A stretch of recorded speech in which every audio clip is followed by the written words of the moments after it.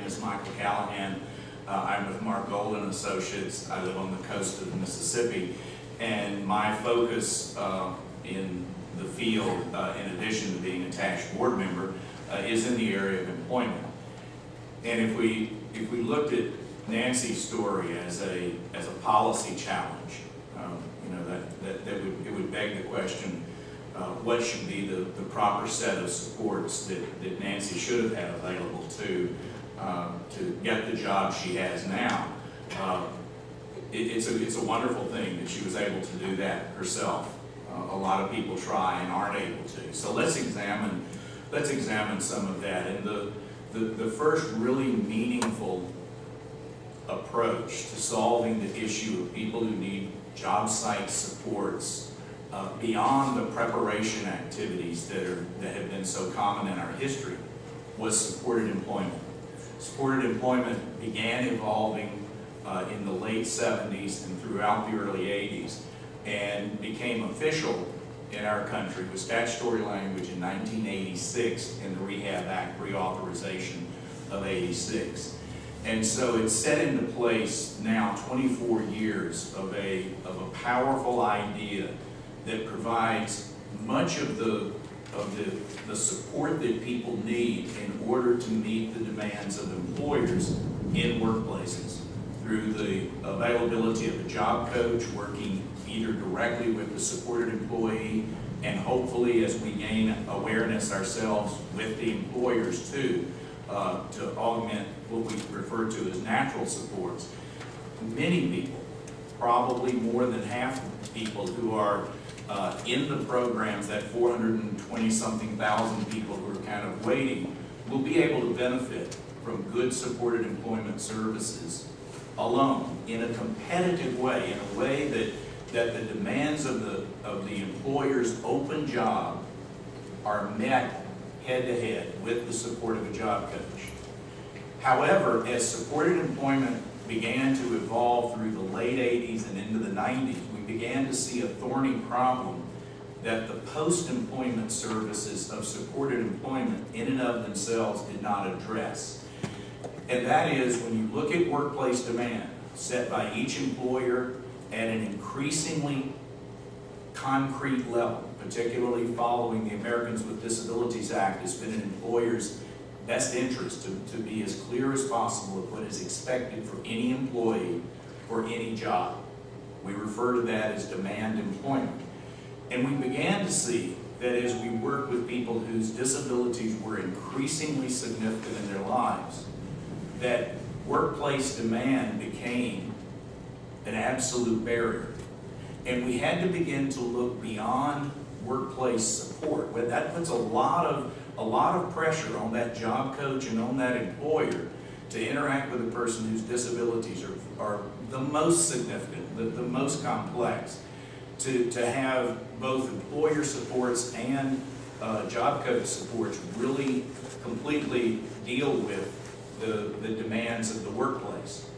And so what that brought us to was the beginning of the period in which we started negotiating the relationship between employers and job seekers based on need and employer benefit rather than demand. And this is an interesting kind of under the radar movement that began in the 90s but then had a punctuation mark put on it by the newly formed Office of Disability Employment Policy in 2001 at the U.S. Department of Labor. Customized employment became the bookend to supported employment, if you want to think of it that way. Supported employment's portfolio in law and in most statutory definitions is to take employment support that begins at the point the employer says yes and provides the necessary support for success on the job site. Customized employment takes the very beginning interaction with a person, goes through a process including the concept we call discovery as an alternative to assessment. Vocational evaluation and assessment have been underpinnings of our field starting point. But if you think about it, if your disability creates an absolute barrier to competitiveness in the traditional sense of the demand job, you're likely not to do too well on evaluations. And there's most of those 400,000+ people currently in segregated services are there because they have failed evaluations in employment. The way around that is a discovery-based approach that looks at strengths, needs, and interests, and then forms a proposal, as it were, to a potential employer, where the employer looks at their workplace not from a demand perspective, but from a need perspective and a benefit perspective. And the good news to report to you is that employers are not our barrier. Employers, upon hearing the concept of meeting discrete needs and adding benefit and value added to their workplaces, are willing to go with us in that approach. We use a needs analysis strategy where the employer and the representative of the job seeker are working together to get a fit between the needs and the benefits to the workplace and the unique and specific skills brought by the job seeker. It's no longer a demand arrangement, it is a negotiated arrangement. This is voluntary, and in the 10 years since customized employment has been a concept, actually dating back into the 90s, more unofficially, we've seen a significant benefit. However, in those same 10 years, we've not had reauthorization of our workforce policy in the United States or of the Rehabilitation Act, of which is Part 4 of that workforce policy. So one of the things we feel strongly attached is we need a definitional placeholder and legitimization of this new concept.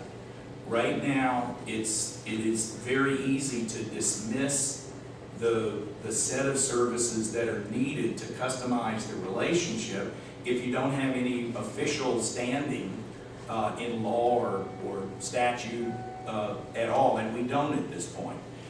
There are ongoing efforts across many states to do this voluntarily.